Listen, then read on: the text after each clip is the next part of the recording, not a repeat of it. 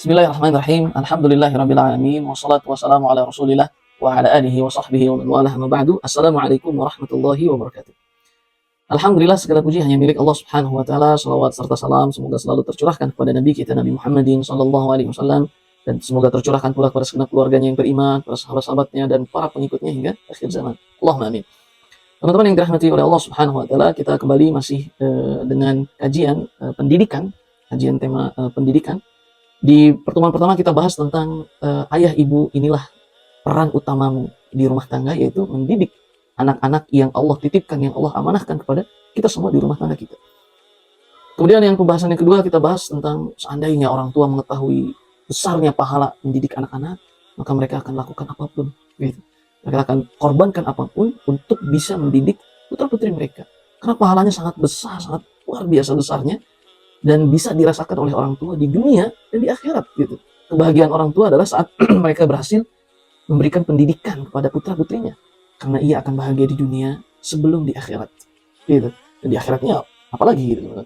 Dan pertemuan ketiga ini kita akan bahas tentang mengapa gitu, seberapa urgent kita harus hadir sebagai guru, sebagai pendidik putra-putri kita gitu. Seberapa besar urgensinya kita selaku ayah, kita selaku ibu memberikan pendidikan kepada putra-putri yang Allah amanahkan kepada kita semua gitu. Maka kita lihat di sini Imam Al-Ghazali berkata, as-sabiyyu amanatun 'inda walidayhi.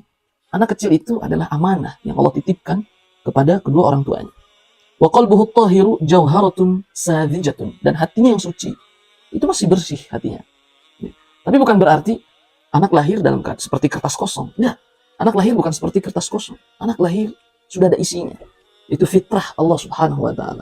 Seperti yang kemarin sudah kita sampaikan, kullu mauludin yuladu 'alal fitrah. Nabi SAW bersabda, semua anak yang lahir itu semua lahir dalam keadaan di atas fitrahnya, di atas agama Islam, tauhid Allah Subhanahu wa taala, mengakui Tuhannya adalah Allah Subhanahu wa taala. Dalam surat Al-A'raf disebutkan, qala alastu bi rabbikum qalu bala syahidna an taqulu yaumal qiyamati, dan seterusnya. Allah bertanya kepada semua anak-anak, anak kecil gitu, saat masih di alam ruh, alastu bi rabbikum, bukankah aku Tuhan kalian? Kata Allah Subhanahu wa taala, qalu bala. Semua kita mengucapkan, iya ya Allah, Engkau adalah Tuhan, kami bersaksi itu semua. Nah, fitrah Islam. Kemudian fitrah mereka memiliki kecenderungan untuk melakukan hal-hal yang baik, dan memiliki kecenderungan untuk menjauhi hal-hal yang buruk. Dan dari mana hal-hal baik dan hal-hal buruk? Dari syariat Allah Subhanahu wa taala itu. Jadi tugas orang tua sesungguhnya adalah bagaimana bisa menjaga nih putra-putrinya agar senantiasa berada di atas fitrahnya yang telah Allah ciptakan mereka di atas itu. Itu tugas orang tua. Bukan dengan menghadirkan sesuatu yang baru, yang bukan termasuk fitrah anak, bukan. Tapi bagaimana orang tua bisa hadir dengan tarbiyah, pendidikan, untuk senantiasa membuat anak-anaknya berada di atas Islam itu dan ajaran Islam itu. Itulah tugas sesungguhnya para ayah dan ibu, gitu, yang harus mereka tunaikan kepada anak-anaknya. Nah, Imam Ghazali mengatakan demikian. Dan anak mah, kata Imam Ghazali, qabilun likulli ma nuqish. Dia akan menerima saja apa yang diarahkan dari orang tuanya, mereka akan menerima saja. Itu karakter anak dia. Akan mengikuti apa yang diucapkan, apa yang diarahkan oleh orang tuanya, anak kecil itu. Dan kata Imam Ghazali, lanjutannya, fa in 'uwidal khaira wa 'ullimahu nasha'a 'alaihi. Maka jika anak itu diajarkan kebaikan dan dibiasakan oleh orang tuanya untuk melakukan kebaikan al-khair, ini tugas orang tua. Bagaimana bisa mengajarkan al-khair? Apa itu kebaikan? Apa saja itu kebaikan? Orang tua harus paham dan harus ajari itu kepada anak-anaknya. Kemudian tidak cukup dengan pengajaran saja, tapi ada tarbiyah. Tarbiyah itu membuat anak ini mengamalkan kebaikan-kebaikan itu. Orang tua harus berhasil membiasakan anak-anaknya bisa melakukan, mempraktekkan kebaikan-kebaikan itu. Jika kedua itu telah dilakukan oleh orang tua, maka kata Imam Ghazali, nasya'a alaihi. Anak itu akan tumbuh dewasa di atas kebaikan itu. Mengetahui nilai-nilai baik dan mempraktekannya dan mengamalkannya. Kita hari ini banyak mengeluh dari para orang tua, kita semua bahkan mengeluhkan, kenapa sih anak-anak ini, generasi kita hari ini, sudah diajarin ilmunya, sekolah gitu, tinggi setiap hari, sekolah tinggi, tapi seakan-akan tidak mengamalkan kebaikan yang mereka pelajari sekolah-sekolah. Sebabnya apa? Kita, ayah ibunya, yang tidak mengajarkan kebaikan kepada anak-anak dan tidak membiasakan mereka untuk melakukan kebaikan-kebaikan ini. Gitu. Maka hasilnya jika itu tidak dilakukan, ya generasi yang hari ini kita resahkan gitu. Kalau memang benar ungkapan itu. Anak tidak dibiasakan untuk melakukan. Hari ini anak hanya dibiasakan untuk mendengar saja. Tidak dibiasakan. Pembiasaan itu bisa berawal dari teladannya orang tua. Hai kita semua, teladan dari kita. Kita ingin anak-anak tuh baca Quran. Kita harus melihat, anak terus melihat kita baca Al-Quran. Kalau anak-anak ingin kita agar mereka beribadah gitu, maka kita harus teladani ibadah. Dan kita biasakan anak-anak kita mengikuti ibadah-ibadah kita, keimanan-keimanan kita, amal soleh kita. Itu kata Imam Ghazali. Dan wasa'ida fid dunya wal akhirah abawahu wa kullu mu'allimin lahu wa mu'addib. Jika itu yang sudah terjadi, maka yang akan bahagia di dunia dan di hari akhir adalah orang tuanya, ayah ibunya, dan seluruh mu'allimnya dan mu'addibnya, dan seluruh gurunya. Dan mu'addib itu murabi, sang murabi yang mendidik karakter, jiwa, dan seterusnya. Ya, jadi yang akhirnya akan bahagia kita juga, orang tuanya, guru-gurunya. Nah, maka lihat poin setelahnya, ucapan Imam Ghazali setelahnya. Wa in uwida syarra wa uhmila ihmal al-bahaim syaqiyya wa halaka wa kana al-wizru fi raqabatil qayyim alaihi wal wali lahu. Subhanallah, kata Imam Al-Ghazali, tapi jika sebaliknya, jika anak-anak itu dibiasakan melakukan keburukan-keburukan, asyar, anak itu saat melakukan kesalahan dibiarkan sama orang tuanya, saat melakukan keburukan dibiarkan sama orang tuanya, tidak ditegur, tidak diperbaiki, tidak dievaluasi, tidak dinasehati dengan baik, dengan hikmah. Jika itu yang dilakukan, kemudian wa ahmala ihmalal bahaim, jika anak itu dibiarkan begitu saja, seperti dibiarkannya hewan-hewan ternak tumbuh begitu saja, cuma dikasih makan, hanya gitu saja. Apa yang terjadi? Syaqiyya wa halaka. Dia anak itu akan binasa. Anak itu akan merugi dan anak itu akan binasa.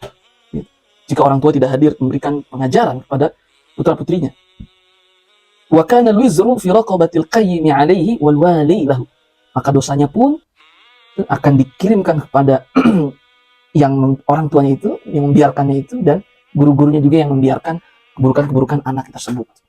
Nah, inilah urgensinya akhirnya kenapa kita harus memberikan pendidikan kepada putra-putri kita, teman-teman. Agar saat putra-putri kita itu melakukan amal soleh, amal kebaikan, maka pahalanya pun akan ngalir ke kita. Dan tapi jika kita tidak memberikan pendidikan kepada anak-anak, tidak kita kasih tahu yang baik, yang buruk, yang mana, tidak kita biasakan untuk melakukan amal kebaikan, maka saat mereka melakukan keburukan, dalam keadaan kita tidak memberikan pendidikan kepada mereka, tidak memberikan pengajaran kepada mereka, maka dosa yang mereka lakukan pun akan dikirimkan kepada kita, orang tuanya, dan guru-gurunya juga yang membiarkan anak-anaknya ini tidak mendapatkan pendidikan yang baik. Gitu. Jadi ada urgensinya. Lihat bagaimana Rasul Shallallahu Alaihi Wasallam saat kita tahu bahwa Rasul itu tidak menerima sedekah, tapi menerima hadiah gitu. Maka suatu hari cucu Rasul Hasan Husain itu, saat Rasul diberikan kurma sedekah oleh kaum muslimin sahabat saat itu, Rasul tidak boleh makan sedekah itu, dan keluarga besar Rasul pun, ahli bait Rasul pun tidak boleh makan kurma sedekah itu. Akhirnya Rasul letakkan di bawah, kemudian memerintahkan kepada para sahabat untuk makan kurma ini. Akhirnya para sahabat makan. Hasan Husain karena masih kecil, anak-anak, akhirnya dia datang kemudian mengambil kurma sedekah itu. Sedangkan Hasan Husain ahli bait Rasul yang tidak boleh makan sedekah juga, kecuali hadiah. Akhirnya apa yang dilakukan oleh Rasul? Rasul tidak membiarkannya. Dia ambil Hasan Husain yang masih kecil, kemudian Rasul masukkan jarinya ke mulut Hasan Husain, kemudian sambil dipukul belakangnya, maksudnya agar untuk apa? Mengeluarkan makanan itu. Tidak boleh. Artinya Rasul pun melakukan hal seperti itu, teman-teman. Tidak membiarkan anak-anaknya melakukan kesalahan, tapi tentu dengan hikmah. Nanti ada pertemuan tentang cara menangani kesalahan-kesalahan pada anak-anak. Nah, ini salah satu urgensinya. Salah satu urgensinya kenapa orang tua harus hadir memberikan pendidikan pada putra-putrinya. Karena khawatir saat kita tidak memberikan pendidikan kepada mereka, tidak kita kasih tahu, dan tidak kita ajari cara mengamalkannya, dan tidak kita biasakan untuk melakukan kebaikan, maka jika itu tidak kita lakukan, kita biarkan saja anak-anak tumbuh begitu saja, melakukan kesalahan karena tidak diajari sama kita, melakukan keburukan karena tidak diajari. Akhirnya dosa-dosa yang mereka lakukan pun akan dikirim kepada kita semua karena tanggung jawab kita tidak ada. Gitu, teman-teman. Nah, kemudian lihat misalnya yang kedua, ucapan Imam Ibnu Qayyim rahimahullah ta'ala. Imam Ibnu Qayyim berkata begini, "Faman ahmala ta'lima waladihi ma yanfa'u." Siapa saja bagi orang tua yang membiarkan, tidak memberikan taklim, pengajaran pada anak-anaknya tentang hal-hal yang baik dan hal-hal yang bermanfaat untuk anak-anaknya, wa tarakahu sudah, kemudian bagi siapa orang tua yang membiarkan anaknya tumbuh begitu saja, dibiarkan begitu saja tumbuh, faqad asa'a ghayatal isaah. Sungguh orang tua itu telah melakukan kesalahan, puncak kesalahan di rumah tangganya itu. Puncak kesalahan saat orang tua tidak memberikan pendidikan kepada anak-anaknya, itu puncak kesalahan. Kemudian kata Imam Ibnu Qayyim, wa aktsarul auladi innama jaa'a fasaduhum min qibalil aba.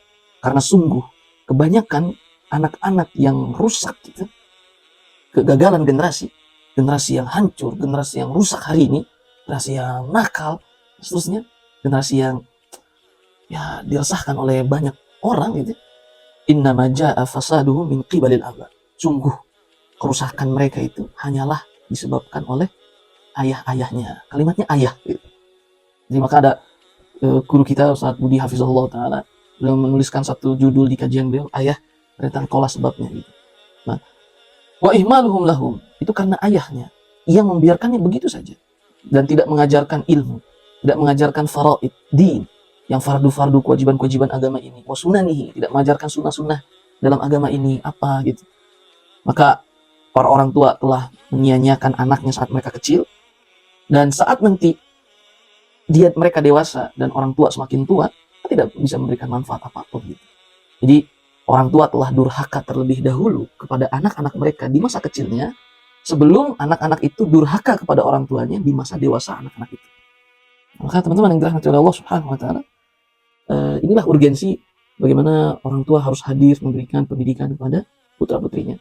Saya tutup dengan hadis Rasulullah SAW dalam hadis yang diriwayatkan oleh Imam Nasai dan Imam Ibnu Hibban, bahwa Allah Subhanahu wa Ta'ala kelak akan bertanya kepada orang tua gitu, tentang anak-anaknya ini. Apakah dia rawat, dia jaga, kemudian apakah dia didik dan seterusnya, atau hanya dia biarkan begitu saja. Kemudian apakah orang tua mendirikan agama pada jiwa anak-anak atau tidak. Itu yang akan nanti Allah tanya di hari akhir. Penutup, seorang nabi yaitu Nabiullah Daud alaihissalam, beliau berkata kepada Allah Subhanahu wa Ta'ala, ya Allah, tolonglah anakku sebagaimana engkau menolongku dan menjagaku. Ya Allah, jagalah anakku, tolonglah anakku sebagaimana engkau menjagaku dan menolongku. Kata Nabi Daud berdoa kepada Allah begitu. Apa jawaban Allah? Allah berfirman menjawab doanya Nabi Daud, wahai Daud, katakanlah kepada anakmu, hendaknya lah ia menolong agamaku dulu, artinya menegakkan agamaku dulu, melakukan ketaatan kepadaku terlebih dahulu. Maka aku akan tolong ia dan menjaga anakmu itu sebagaimana engkau seperti itu kepadaku. Engkau wahai Daud, aku hadir menolongmu dan menjagamu. Karena apa? Karena engkau telah menolong syariatku, menghidupkan syariatku, taat kepadaku. Gitu. Jadi barang siapa yang menginginkan agar Allah Subhanahu wa Ta'ala menjaga dan merawat dan menolong putra-putri kita, maka kita katakan kepada putra-putri kita, nak, jagalah Allah, syariat Allah ini. Nak, dirikanlah agama Allah ini. Nak, lakukanlah ini. Ajari mereka syariat Islam. Yang wajib dalam Islam itu apa saja, sunnah-sunnah dalam syariat Islam apa saja, itu kita ajarkan. Sehingga saat kita seperti itu kepada anak-anak kita, maka hasilnya Allah Subhanahu wa Ta'ala akan menjaga anak-anak kita, akan menolong anak-anak kita, dan akan memberikan bahagia kepada anak-anak kita di dunia dan di hari akhir. Allah Ta'ala a'lam wa a'lam. Kita cukupkan pertemuan kita pada kesempatan kali ini dengan baca doa kafaratul majlis. Subhanakallahumma wa bihamdika asyhadu an la ilaha illa anta astaghfiruka wa atubu ilaik. Wassalamualaikum warahmatullahi wabarakatuh.